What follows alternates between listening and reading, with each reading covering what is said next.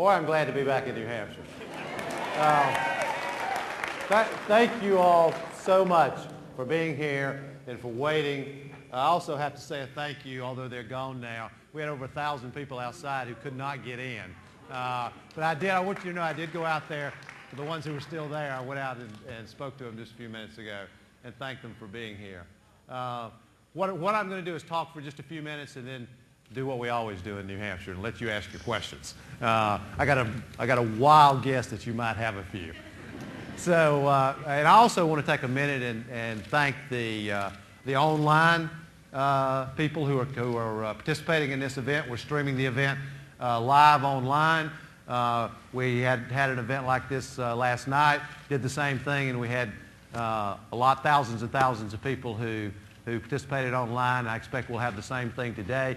And I tell the people in the room this, so you'll also know that during the town hall meeting, we'll probably be taking some questions online too.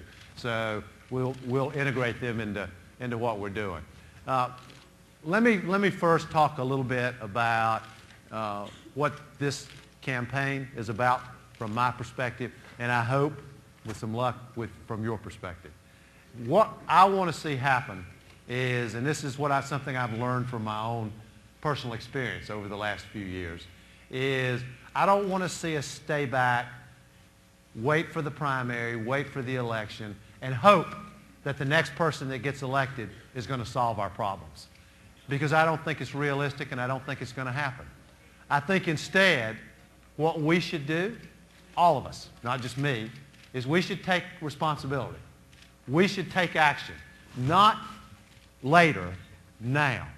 We should take ownership of our own country.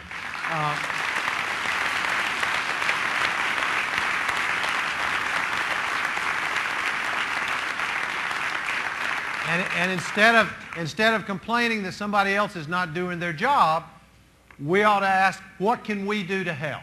What can we do for this country? You know, I'm talking about all of us, all of you and me, taking individual responsibility for America.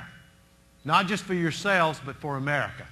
Because I think that's what's going to have to happen to bring the change that this country so badly needs. And I don't have to guess about this. I suspect that all of you know it before you heard me say it just now. You know, if you lay back and just wait for the next elected leader, that it'll be very difficult for things to change. Do we need government? Of course we do.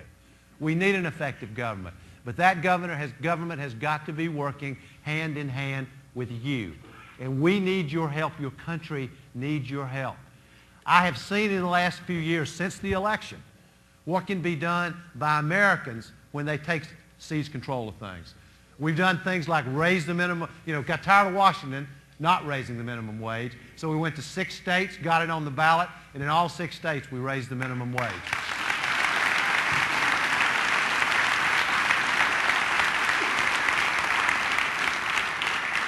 We made college available to some young people who were willing to work when they were in college instead of just giving it to them.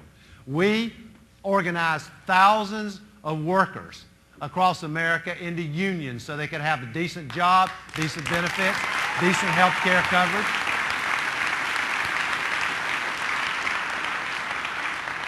And I just also have to tell you on a personal note, I spent some time with a great humanitarian group called the International Rescue Committee in Uganda and Central Africa.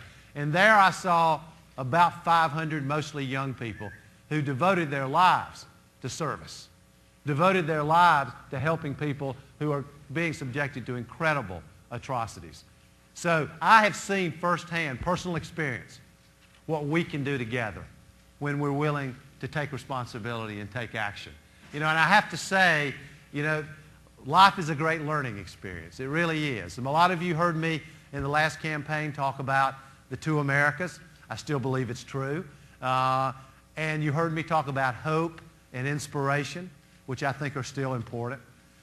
But identifying a problem and talking about hope is talking about tomorrow. We can't wait for tomorrow. We have to take action now. If we want to create the kind of country and the kind of world that we believe in, we, all of us, have to take action now. That's what this comes from. This tomorrow begins today. That's what it means.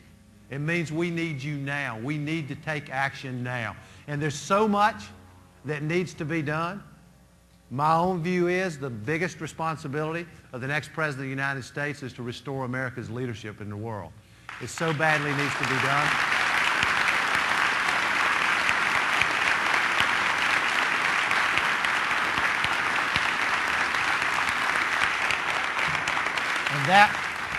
And that means not, and from my perspective, it means, thank you, John, that means rejecting an escalation of this war, which I think would be an enormous mistake.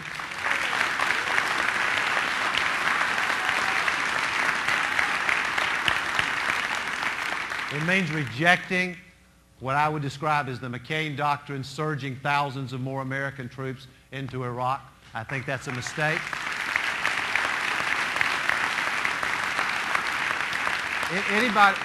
Anybody who's paying attention knows that there is no military solution to what's happening in Iraq.